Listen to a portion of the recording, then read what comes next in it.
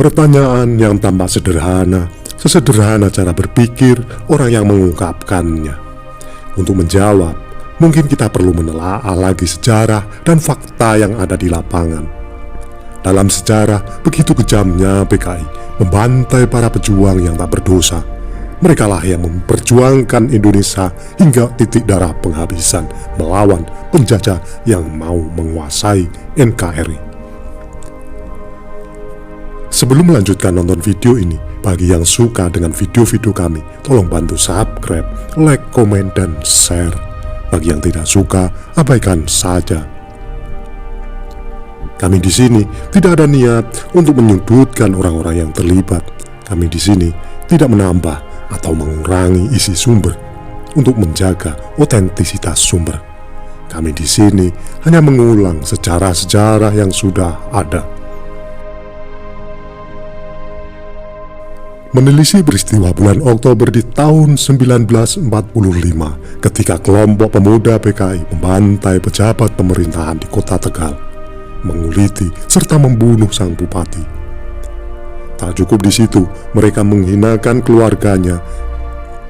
Kardina, adik kandung R.A. Kartini yang menikah dengan Bupati Tegal periode sebelumnya, termasuk salah satu korban. Pakaian wanita sepuh itu dilucuti, kemudian diarah dan mengenakan karung goni. Betapa saat rakyat Indonesia tengah berjuang melawan penjajah, ketika arek-arek Surabaya merobek bendera merah putih biru di Hotel Yamato, lalu bertarung menghadapi sekutu pada 10 November. Di belahan lain, sebulan sebelumnya, sejumlah pejuang turut berdarah-darah dalam pertempuran 5 hari di Semarang membredeli tentara Jepang. PKI justru merusak tatanan bangsa di mana-mana, menggerogoti dari dalam. Anasir PKI bergerak merebut kekuasaan di Slawi, Serang, Pekalongan, Brebes, Tegal, Pemalang, Cirebon, dan berbagai wilayah lainnya. Menghilangkan nyawa anak bangsa dan tokoh-tokoh pejuang. Bupati Lebak dihabisi, tokoh nasional Otto Iskandar diculik dan dieksekusi mati, bahkan keberadaan jenazahnya menyisakan misteri. Sultan Langkat dibunuh, serta hartanya dijarah. Bahkan Gubernur Suryo, tokoh sentral dari peristiwa di Surabaya, juga dibunuh PKI. Ketika tokoh PKI Amir Syarifuddin Harahap berhasil menjadi Perdana Menteri di tahun 1948, arus bawah PKI merasa mempunyai kekuatan.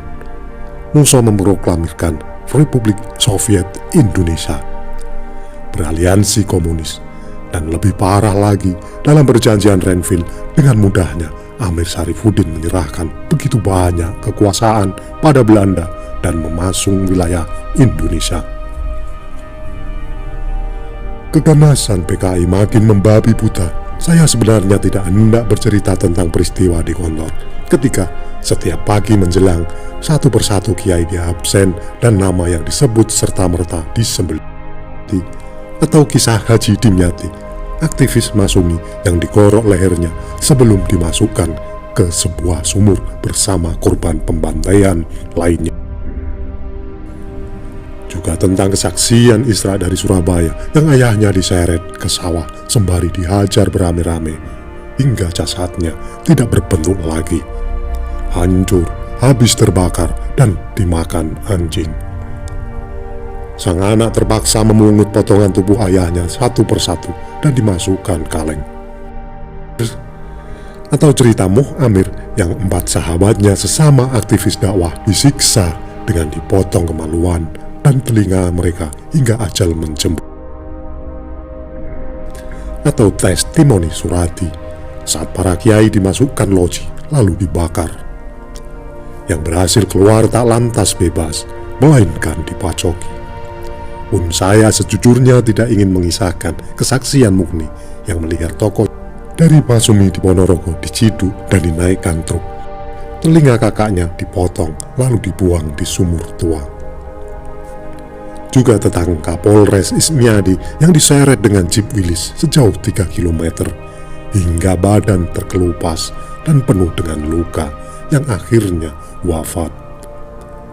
Setelah tentara dibunuhi dan para polisi pun dilibas habis, kemudian pejabat, ulama, serta para santri. Begitu juga di berbagai daerah di Kalimantan Selatan, banyaknya para tokoh pejuang dihabisi dengan cara tidak wajar serta tidak berperi kemanusiaan.